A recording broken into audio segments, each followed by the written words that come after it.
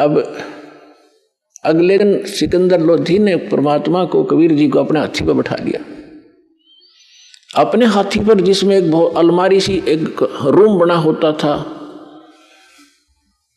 उसको हाथी के ऊपर, और उसमें स्वयं भी बैठी है, कबीर साहब को उसी में ले लिया और चल पड़े वापस दिल्ली को। अब रास्ते में आए, पड़ाव डाला एक नदी दरिया के ऊपर, क्योंकि वहाँ सैनिक भी काफ़ी साथ थे, वहाँ भोजन बनाते थे, नहाते धोते थे, इसलिए पानी का आसरा लेकर के वहाँ रुका करते थे सफ़र में। तो शाम ने सब अपना लेट गए, सुबह उठे। सिकंदर लोधी का दिनचर्या थी सुबह जाकर उस पीर जी का माथा टेक्या करता, उसको खुश रखने के लिए। जब उसके टेंट में गया, मुँह चढ़ा रखा उसने, टेढ़ा मुँह कर लिया, सीधा मुँह नहीं बात करे। सिकंदर समझ गया कि इसका कोई मरोड़ी लगी, कोई आज फिर इसका कुबद भारी है इसके मन में। विनम्र भाव से पूछा, पीर जी क्या हो गया, कि क्या जरूरत है आपने मेरी? अब तुझे मिल गया ना वो मुर्दे जिंदे करने वाला। मैं तो जब मानो मेरे आँख सामने वो मुर्दा जिंदा करे तब उसको पीर पैगंबर की संज्ञा दूंगा, नहीं तो जाके मुसलमानों को कह दूंगा कि राजा काफिर हो गया है। तो राजा हिंदू बन गया है, काफिर बन गया है, एक हिंदू को गुरु बना लिया। अब सिकंदर के पैरों तले की धरती खिसकी कि जाते काम करेगा और सारे मुसलमान इसकी मुट्ठी में, और राज से रहित करेगा मुझे। चिंतित हो गया, वापस आ गया। उस टेंट में आया जहाँ भगवान बैठे थे, परमात्मा अंतर्यामी है। उनका चेहरा उतरा, देख कर कहा कि राजा, कोई राजकाज की बुरी खबर मिल गई क्या? तो उसने कहा कि भगवान, आपके रहते राजकाज की क्या खबर बुरी मिल सकती है, लेकिन मेरे साथ जो पीर है हमारा, ये मेरा सिर का दर्द है और ये जब चाहे हो जाता है। आज यो मेरे से ढंग से बात नहीं कर रहा है और इसने मुझे चिंता पैदा ये कर दी है कि तूने काफिर गुरु बना लिया है और मैं मुसलमानों को बताऊंगा और जाते मेरा यू काम बिगाड़ेगा। ये तो पक्का अनाड़ी है। परमात्मा ने कहा, क्या कहता है? कि ये कह रहा है कि मेरे सामने मुर्दा जिंदा करके दिखावा कबीर, तब मानूं मैं।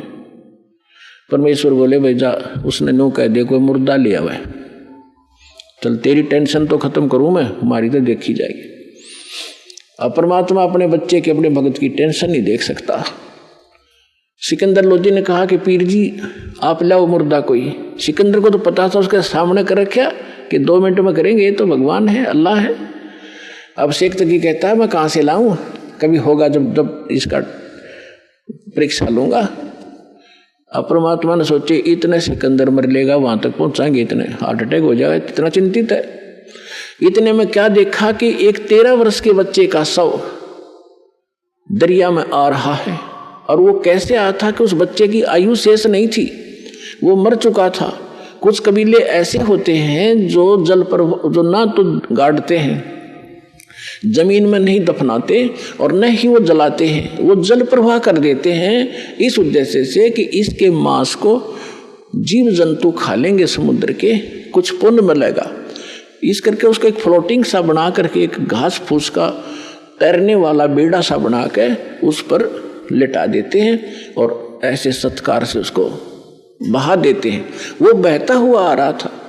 तब सैनिक स्नान कर रहे थे, उन्हें दूर से देखा कि वो आ गया मुर्दा, एक मुर्दा आ गया, मुर्दा आ गया। सबको पता चल गया था कहानी क्या है। तो सभी आकर इकट्ठे हो गए, कबीर साहब भी आ गए, सिकंदर उसको शेख तकी कोई बुला लाए। तब परमेश्वर ने कहा, शेख तकी पहले तू जंतर मंत्र कर ले, कदे फिर नंबर बनावे और करके दिखा इसको जीवित। तो सभी और भी उपस्थित थे, उन्होंने कहा, जी ठीक है, देखो दो के बीच में कोई होता है तो दोनों ने ही अपनी दिखानी चाहिए शक्ति।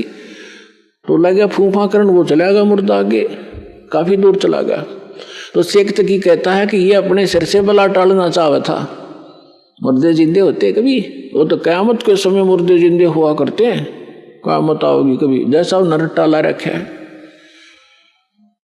तो परमात्मा ने उस मुर्दा जो बहता जा रहा था डाउन स्ट्रीम में, जिधर पानी के बहाव में काफी 2-3 फरलांग चला गया था, 1000 गज के लगभग 1000 फुट की दूरी, तो वहां से मालिक ने ऐसे संकेत किया, मुर्दा वापस चल पड़ा। जैसे इंजन वाली किश्ती धारा के विपरीत बहकर फ्लोट होकर चलती है, और सामने आकर रुक गया, नीचे लहर चल रही है। तो परमात्मा ने कहा था कि हे आत्मा, तू जहां भी है, कबीर हुक्म से वापस आ और इस मुर्दे में, इस बच्चे के शरीर में प्रवेश कर दोबारा और बाहर आ जा। बोलो सतगुरुदेव।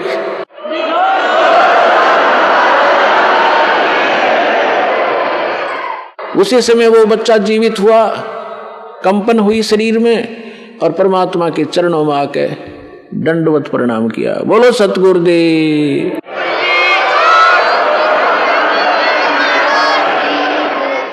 सब जय जयकार होगी। सबने कहा कमाल कर दिया कबीर जी, कमाल कर दिया कबीर जी। परमात्मा ने उस बालक का नाम कमाल रख दिया और उस बच्चे को कोई चेत नहीं, तू कौन है, कहाँ का है, उसको अपनी पिछली याद खत्म। तो परमात्मा ने उस बालक को अपने साथ रखा था।